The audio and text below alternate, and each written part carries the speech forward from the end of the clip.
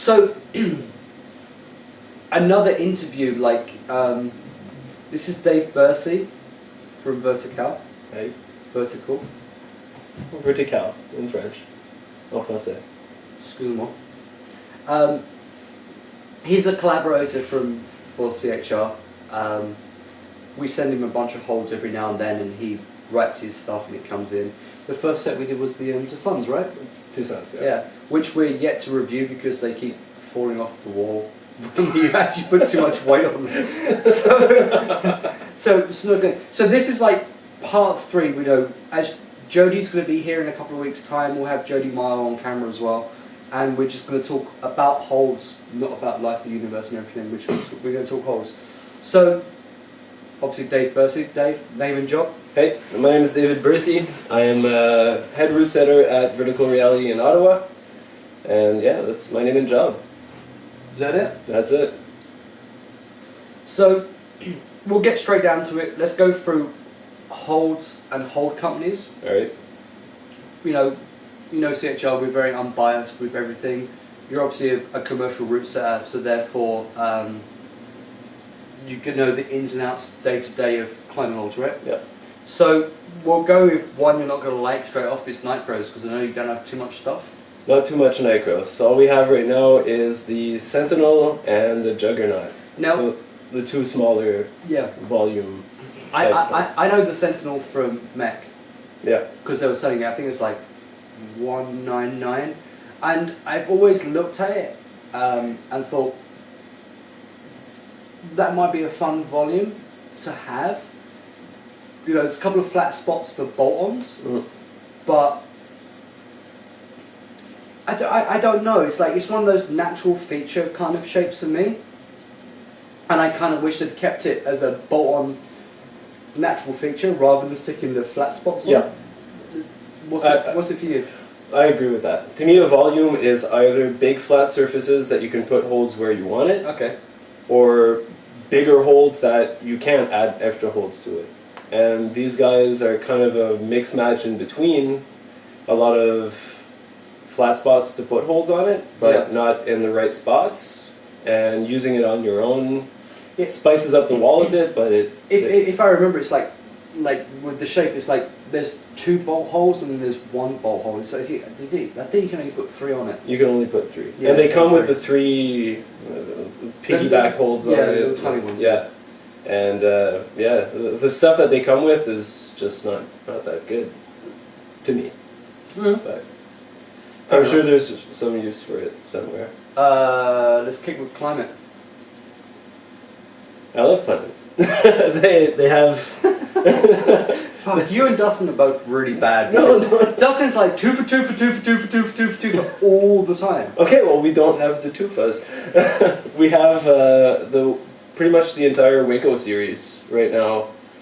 Literally every foothold that they make, and everything that they have in roof jugs. And since we have a lot of overhanging terrain, we need those roof jugs, and they're great. They're not abnormally large that you can put 2 hands and a heel in it, but you know, there's some good direction to it. There's some right hand, left hand bias to it. They're good. Like they're solid holds. How do you find the texture on those? Because I've heard that it kind of, you know, when you first get them, the texture's really good. And bear in mind, I'm the climate rep. They're really good texture, but once they chalk up, they do get a little bit slippy. They do get slippy. Big thing with texture for me is at our gym we use pressure washer holds, and I find that the texture does wear down pretty quick. Once they're on the wall, yeah, they do lose some texture. I don't think that's a big problem. After a comp, when there's been a lot of pawing to it, yeah, they're slick. For me, the big problem is washing them with a pressure washer wears down that texture pretty quick. A little bit, okay. Next one, as you're wearing their t-shirt, not that you can see the logo, but it's on the back. There it is. Like a company that I feel responsible for bringing back from the grave, because I hassled Clark for years and years to bring back Pusher. So, Pusher holds. Thanks for the hassling. They were one of the first. one of one of the bigger innovators, and I think some of my favorite out there. You know, just take the Boss. That's this. Okay, I see. This historic mound of a hold. I have an original Boss. Yeah. From the original mold. Like I have it. The one that you need 4 guys to put up. Yeah, it weighs 35 pounds, but I think I have the only Boss from the original mold because the mold was a bit degraded. I have the original Boss downstairs in the basement. Original mold before they had to redo the mold in urethane, right? The first one that actually got poured in urethane. So it's the original. Like it's dude. The full back, yeah. Yeah. No. It's hollow. It's hollow back. Yeah, hollow back.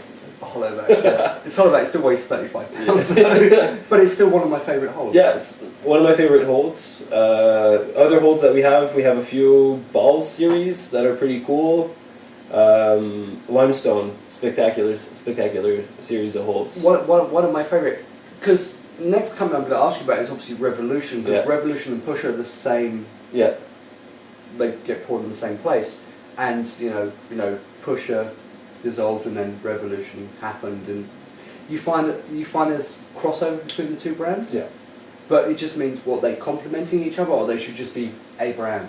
No, they should totally keep working together. They should.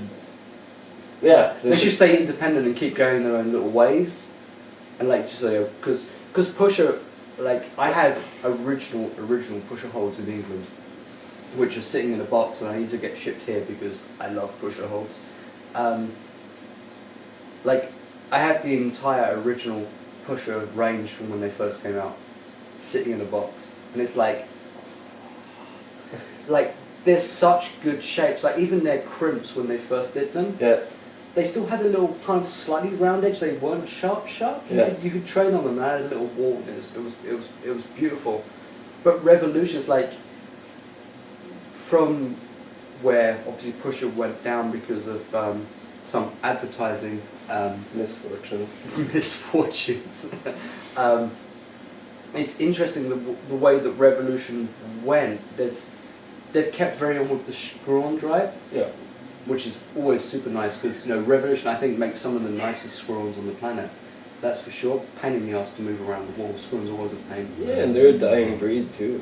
We have more and more synthetic walls going up, and screw-ons are a hard thing to find. Since everything at our place is wood, we have a lot of the screw-ons. You just like everywhere. It's like because it's funny. Like I love a good jib, especially a good big jib. Yep.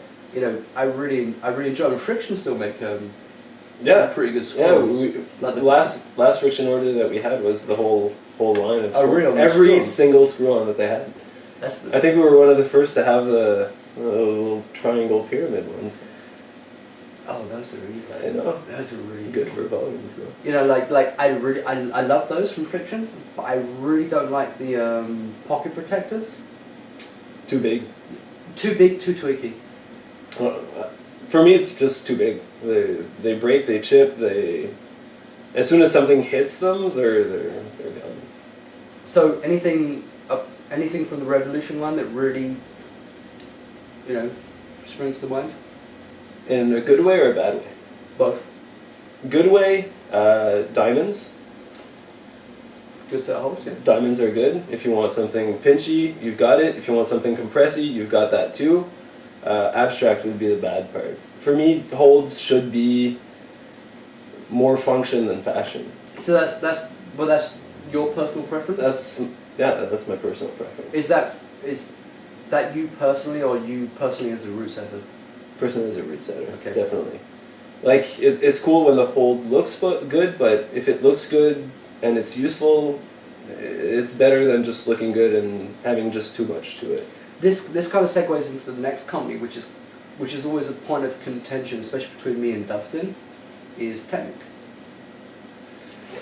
Because you've not seen the other video, and you're like, when you see my webpage soon, it'll be Dustin and it'll be you on this interview. Dustin has at True North, although he's not there anymore, a bunch of root setters that are just, big hard-ons for technique. I have a hard on for technique too. Now I know I walked into a trap since I said that they should be more function than fashion, but I think technique is right on the line between both. They're really cool to look at. If you have a root or a problem set in technique, people want to climb on them despite the difficulty.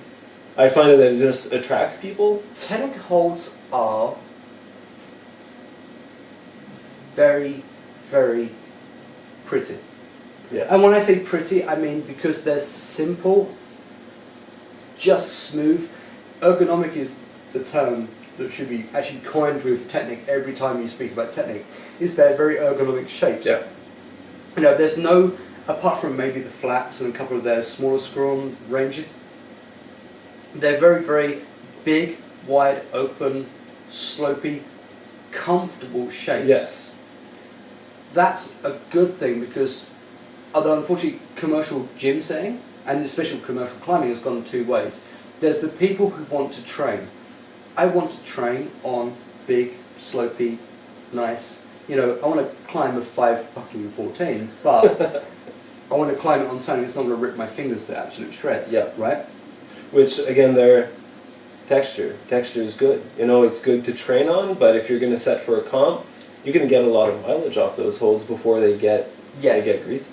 Yeah, I actually admit, when I go to Tour de Blocks and I see a technique route, I will hit it, even though I'll warm up, I'll hit it earlier rather than later, that's for sure, because their texture does, once it gets a lot of chalk on it, especially in the good hitting areas, you're kind of screwed, that's for sure. Yeah. I find the opposite. I really, really dig the texture. Okay. And I mean, we do keep some popular problems up for quite a while, and I've had some problems up with technique holds that just stay good. Okay. Good. They do need a solid brushing. A day good. they do need a solid brushing, but find that day good. Day good. But I really dig their texture. So two holds, especially, or two sets from technique that I know you would have run into, that I want to specifically talk about because we reviewed them recently. Yep. There's these are two different routes. There's the half-fat slopers that we're coming up and reviewing soon, and the hard math, which are mathematics are one of my favourite sets of holds of all time.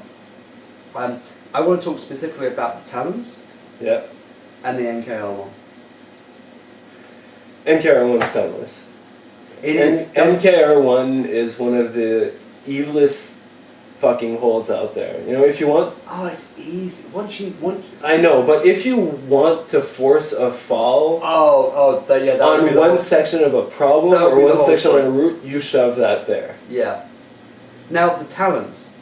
I love the talons. I know, I love the talons as well, but you and I are going to differ on a slight point. Okay. Which is funny because Dustin thought the NKR1 had been redesigned, but it's still the same shape. Okay.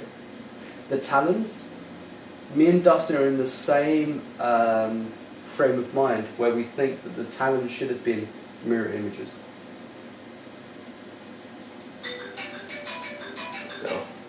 No? I don't think so. I think the talons are perfectly the way they are. And I would actually elaborate that set and make just smaller talons and... Oh no, God. I think talons should be an entire set, not just two holds on their own. The mirror image thing, I see where you're getting at it, but I think it really throws people off when, kind of from afar when you're looking, it looks like a mirror image. It looks like the same hold. They are deceptive. They do look like there's both of them are going to be the same, whether it's not where it's going to go. One of them's the high's better, the other one the low's better. Yeah. But once you know that, you look at that hold and go, whatever.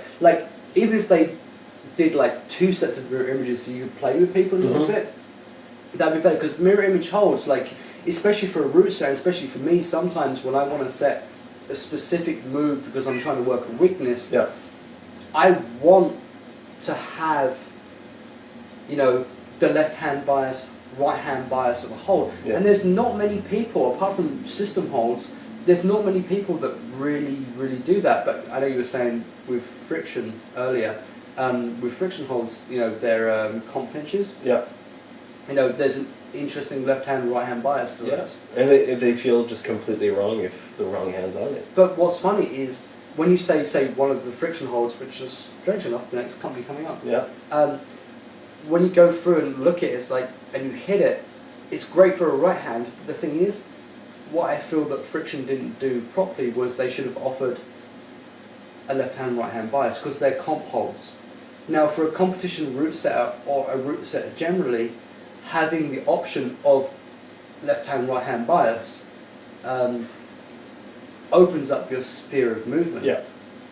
Now, trying to set your move with a right-hand bias hold and being a left-hand move, you're like, okay, you'll go to a different hold every single time. Yeah.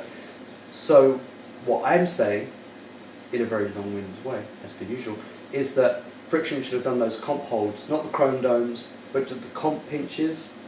They should have done those left-hand, right-hand bias, and they should have gone, here's a set of holds, here are your pinches, because there's only 5 in the range if I remember. 5, there should have been 10, and it should have been obvious left-hand, right-hand bias, because it's comp holds. Yeah. Because, there's not enough, I don't think there's enough of that going around the market, to be honest. Yeah. But, that's what we were talking about earlier too, is that the big problem with those pinches, and I know we're getting to those pinches in a bit, is that there's just not enough. Actually, we're already on that. Friction logo would have already arrived. Alright, so Friction's already up there. There's just not enough of them. And it goes for the whole comp series. They're amazing holds. I personally love the dual tacks on them. I love the left-right-handed bias, but there should be more. Not necessarily mirror images, but right now, what I saw range of holds. That's it. In that set of 5, you have 3 right-handed, 2 left-handed, and after a while, you run out of combos on how you can use those. Because, you've got the chrome domes, right? Yeah. I love the chromes. I love the way that there's a fairly good defining line between the dual texture. Fairly good, not brilliant. And there's the dual texture, which you can stand on. It ain't that slick. It ain't that slick. It's not DRCC, it's not hold slick. It's good. It's pretty fucking slick. It's pretty good, but it's not that good. I can get a thumb catch on it. Man, I've yet to see a thumb catch. I can thumb and move on it, but I like dual texture holds an awful lot. Like most of my repertoire is dual texture holds. But like hats off. If I was wearing hat to Luigi for doing what he's done. Yeah. I feel that he's kind of pulled it half out the bag with expanding the friction range. I think he's pulled it half out the bag. And the other half is, and now where's the rest of the holds? It's like you've done it, and you've done it well. Not brilliantly, don't get me wrong. I'm getting so much trouble. I love you. But I feel that he could have, if I had a hold company, if I was going to do a comp range, I would have pulled it just dropped bombs everywhere. And don't get me wrong, dual texture and doing holds that are comp specific are very, very hard things to do. Pockets, the pockets they have, especially. You'll throw out more foam shaping pockets than you will with any other hold. But I really wished he just pulled it out a little bit more. But that's my personal preference. I'd like to think that he's not done and it was just an experiment to see if it would work. I think it works, and I'd like to see more. I'd like to see 3 5-hold sets of those pinches. I'd like to see even bigger chrome domes. Those pinches are. I've got very small hands. Probably compared to you. Those pinches are wide as hell. Yep. And at some point, there's a limit of how wide a pinch should be, where someone's going to have to go in and they have smaller hands, got to the finals, whatever, and they're going to have to try and match. Essentially on a scooped flat edge, or a scooped edge, or a scooped flat edge, depending on the hold. It comes down to a point of you have to think about that as a root setter. And what I was because I know that I got a slight thumb pain from a couple of them because they are so wide. I'd actually set those slightly more as But again, they're in a different set. like the 5 that he has now are great. Mm-hmm. You know, 5 narrower, 5. I'd even go a bit wider with those. You know, like You're a psycho. I am. I mean, like that's what I like. There's a set of contact pinchers that I'll show you that I have, and one of them, I'm not joking, is probably about this wide, and I can just about get fingertip, thumb tip on it. Yeah. And I can pull it, and don't get me wrong, I can do it, but because of the slightly rounded edges, that's the only reason I can hold on to that. If I want to spit Chris off of the wall, I'll pull those up and play a pinch route. Yeah. Like every single time. And just Chris, bonk, bonk, bonk, floor. And it's like... That's... And to me, that's the only thing. I'd like to see more. Where I think he nailed it with the comp series is the comp crimps. Small, round discs, dual tech, so it completely cancels out your thumb. It's hilarious because I actually have to review those, and I tried to climb across those on the ceiling. Why would you do that? Because I'm a psychopath. Okay. But they're on volumes, not not flat on the ceiling. Not but I mean, like the deep as a bump. But anyway. Yeah, but no. Joe, even on a flat wall, those holes are hard. Well, but like to me, he nailed it with that comp series. Yes, totally. And there's 10 of them. If there was 10 of every comp series, even the chrome domes, they're spectacular. I'd like to see maybe a bit bigger ones and like smaller. Yeah, that's it. You know, but the thing is with the crimps, I'd say with the crimps, he could have gone 50 wide on that. Definitely. Flat out. It's like 50 wide. You want like, you know, like in cut and like just like in cut slope, and even then like there's always the variation of like just the corner right hand left hand bias of a bit that's slightly textured, so you can just get your thumb on it and still, because those holds even on a flat wall are pretty tentative. Yeah. Tentative. Yeah. Tentative. I think it's tentative. Shit. You have to edit that one. Tentative. So those holds. So those holds, even on a flat wall, are pretty tentative. I'm going. It's tentative. I'm going with that word. Tentative. Don't know if it's right. Pretty fucking hard. Easy. You all understand that. But a little kind of like just a thumb-sized. So just a bit more of a... No. Where they've got it, where it's like textured on top, and they've got like and the rest is dual texture. And just like a patch. Just a patch, just for the thumb. That would be fucking amazing. Yes, left but hand, right hand bias. what makes me love that series is that there's no thumb to it. Yeah, but there's fucking no thumb to it. Of course, there's no thumb. But if you had it, it's like this hold, bonk. No, because none of them are left hand, right hand bias. They're all pretty well all over the place.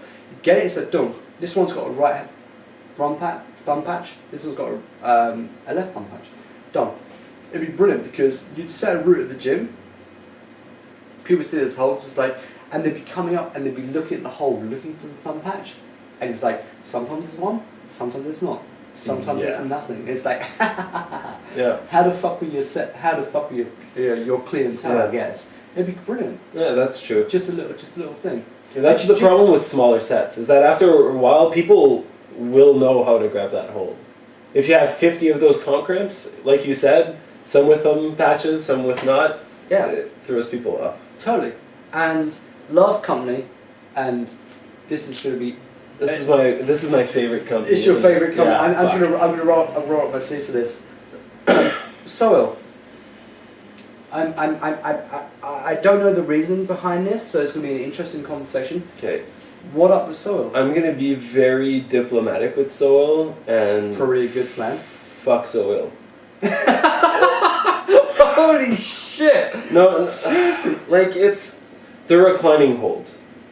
That's it. Well, there's them and they're colorful, they're cool to look at. Usefulness, just not that much. It's funny because Dustin loves the knuckles. He says they're great for beginner routes. You know, you can play with them an awful lot. Like we've got a bunch of Soil holds. Yes. The thing is, there's nothing new on the planet, right? You're always gonna have holds that feel very similar, especially when you have the same shaper between companies and whatever else. But what's your beef? You have a beef with Soil? I just think that they're their main drive is to be just too artistic. Okay. Instead, to me, a climbing hold just has to be useful. It has to feel like a fucking climbing hold. You know. Yes, I know. Comp climbing, indoor climbing is exploding right now, and you need those colorful, cool to look at holds. You need it to attract people. For a competition, they don't have to be colourful in any way, shape, or form. But they do have to attract the climber to them. It's a competition. No, if this competition is like, especially for like ABS or whatever, it's like, here's what you're climbing. You can put your holds on there and like see through. It doesn't matter. Chances are, if you've got holds in the ABS, you've also got banners like just all over the place because you paid through the arse to actually sponsor it. But to me, it's just you see them on the wall and then you actually grab them and you're like, I just don't feel it just doesn't feel nice climbing on Soil holds. So whilst I have your eye up a little bit, you know, Soil was opening their gym, which looks fucking amazing. Yeah. It does look amazing, especially the big eye feature they have. You know, they have an energy drink. Really, yeah? Soil actually has an energy drink. That's nice. We need more energy drinks. Yeah. And myself, what? I'm sure that they've put a lot of R&D into it, and it's sort of wonderful. Yeah. Fuck that. Like, they're a climbing hold company that opened a gym. Hats off, they've expanded from when I knew them from way back in the day to where they are now. Yeah. They have a gym, they have a hold company, they have their chalk, they have their grip wash, which is Benki's from the UK. They have their grip wash, and now they have an energy drink. Yeah. That's bullshit, is for want of a better word. Well, I mean, because you and I are always going to complain about mass commercialization, says the man wearing a pair of Adidas approach shoes, mass commercialization of the industry, right? Yeah. So, and here's the question, energy drink, I've already said my piece, energy drink, pushing it a bit too far? Pushing it way too far. Too far? There's already way too much energy drinks out there. To me, none of them are good for you. That's what I was about to say. Like, to me, it's not a healthy choice on a pick me up. And I mean, what happened to coffee? You know, like, like coffee is delicious. It's not the healthiest thing out there, but it's not gonna give you a fucking heart attack, and it's natural. Okay, I mean, like which wonderfully leads us into our next one. We didn't plan this. Nice segue. Yeah, segue. Jesus. So let's talk about something that I'm really excited about. Yes. Like really excited about. Like almost to the point of having a broner on. Like Punch Knuckles. Okay, Ivan Green. You'll know him. He was the Red Bull sponsored athlete for years and years and years. Big motherfucker, glasses, tattoos. Rip this one. Just huge. Like, you've seen, it's like you watch him on video, he's like Obi Carrion for intensity of just like, holy shit. You weigh how much? You should not be climbing that. He was sponsored by Red Bull. I learned this the other day because I was speaking to him. And he started a coffee company, which I learned through Dave, called Punch Knuckles. Punch Knuckles Coffee. Punch Knuckles Coffee. And most people don't know, I used to work for a coffee company way back when. I'm a trained barista. You know, I can work the big machine, whatever else. I'm a coffee snob. I love my coffee, and Dave sent me a bag of Punch Knuckles Organic. Delicious bag. Yeah, like, seriously. That's like Punch Knuckles Coffee, like, I'm going to say Punch Knuckles a bunch. Punch Knuckles Coffee is, So, you're against energy drinks, but you're for coffee. Explain yourself. It's natural. It's been around forever. Okay. Despite a lot of people saying that it's not healthy and that you should drink tea and all that stuff. Tea's got more caffeine. I know. Tea has more caffeine. Let me finish. Teabag tea has more caffeine. Let me finish. I'm English. I drink tea a lot. There's no 100% conclusive research to say that coffee is bad for you. There's no 100% research saying that cigarettes will kill you. There you go. But there's shit ton of research that says that energy drinks is too much for a body to handle. Fair enough.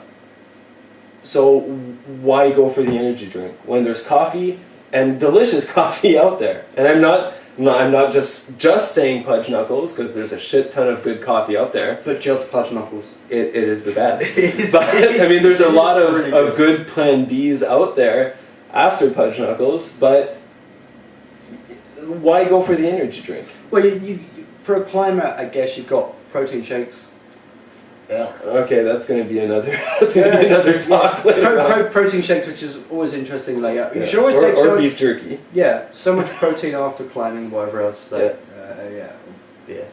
and then you've got like, oh man, I wish I could remember their company. I had we did a review on their stuff, which was like they had an energy drink with like dropped lactic acid, and it was actually alright, but it made your pee smell like you'd been eating asparagus for a week.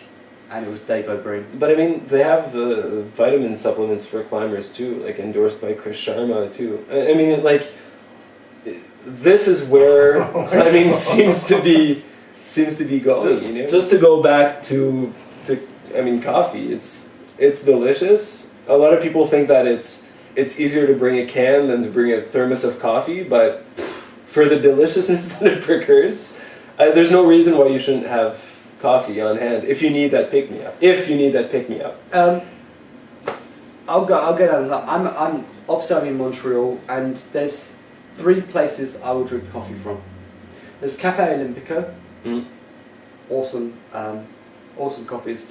There's Falco, which is a Japanese coffee place, and they use the vacuum thing, which they always change their coffee every day, but it's the vacuum filtering process makes a wonderful, wonderful coffee. And I'm taking my Pudge Knuckles in there this week, ask them to grind it and then vacuum do it for me, because I only have a crappy Cuisinart here.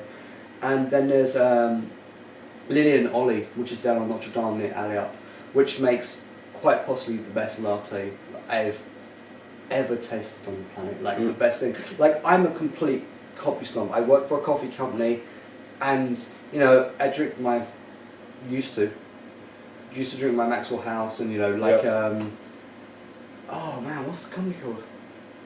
There's a really great company that makes Kicking Horse. Kicking Horse coffee is you know, there's like, for me, first thing in the morning, there's Kicking Horse coffee, there's the 454 horsepower and some other stuff. There's really, really quite good coffee, and I was super happy to learn about Kicking Horse coffee. And then you sent me a bag of Pudge Knuckles, and I'm completely ruined. I'm ruined because even though it's an organic blend, it's a very dark blend. Yeah. I drink coffee 4 or 5 times a day. The first time I tried that, I didn't drink coffee like all day until like 3 o'clock. It's just like 2 mugs in the morning. I'm like, it kind of, I don't know. I'm sure it's full of caffeine. I'm flying off my tits when I'm walking down the street. But it just, I don't know. It just evened me out a little bit. Yeah. It's a really weird. You should try it. Go to pudgeknuckles.com. Yeah. Try it. It's a very good coffee. It's got it's an amazing smell when it's brewing. It evened me out. Something that's really weird. It's not like a uber violent kick that gets you all twitchy and disgusting, but it slaps you awake, and you don't need to keep pounding it back to keep that high. It'll keep you up for quite a bit. Yeah, I'm actually yeah. I'm just curious to try the other brews, because all we've I had the espresso coming in next week. So do I. Yeah. Yeah. I got a free t-shirt as well. So do I. I need one of those mugs. I'll pay for it. Pay for it. Yeah, next week I'm getting the 5 boroughs. I'm getting the espresso. I'm getting the decaf French roast stuff. I hate decaf. There's been a demand for it. I don't believe in decaf, and more of the East Coast Thriller. So look, Dave's bringing this stuff in from New York. Yep. Down in the boroughs. For Canada right now, Dave's the guy for it. Hit me up. I'll send you his email address so you can actually go and get some coffee, and he can send it off to you, because he's bringing it in very large amounts. If you want it even quicker, pudgeknuckles.com. Yeah. There's a minimum 3-bag order. But yeah, the website's really sick. There's some awesome merchandise. And three bag is right now. I drink coffee every morning with is it a 12-ounce bag? Yeah, 12 ounce. 12-ounce bag, and I grind coffee every morning and have coffee, and it's like done. This just turned into an advert rather than an interview. That's okay. You can cut the ad parts out of it. No, I'm fine. But it's funny. It's like, so let's get back to our original point. Yeah. Pudge Knuckles versus energy drink. I'd rather drink Pudge Knuckles. Yeah, same here. Yeah. Just because it's a more predictable awakening, if you will. It won't shoot you up. And I mean, it's not a branch of a climbing hold company, which is completely ridiculous. No, it's a branch of a climber, which I find very interesting, where someone who's left, because Ivan was actually a Red Bull sponsored athlete, and he started this climbing hold company. Coffee company. Sorry. He started a coffee company because he gave up on the energy drink thing, and he's gone to a coffee company. Yeah. And I'd never tried it before last week, and I'm really quite surprised how good the coffee is for a climber. I'd loved the interview. The interview of Ivan Green, strangely enough, is coming. Hopefully, once his ADD actually calms down, and he actually gets near a computer and actually types the answers. It's true. You should just send that part to him. Yeah. He'll just keep playing it in a loop. Once Ivan actually gets around to answering the questions, we're going to have a back and forth for a bit, and we'll talk more about coffee, because I love coffee. Hopefully you love coffee, yeah. Which is kind of strange. He loves coffee. Yeah, I love Dave doesn't like coffee so much. Yeah. But anyway, Dave, sir, thank you for seeing and shooting the shit. Let's eat some food, get pissed, and go climb. Let's do that. Alright? Yep. Cool. Thank you.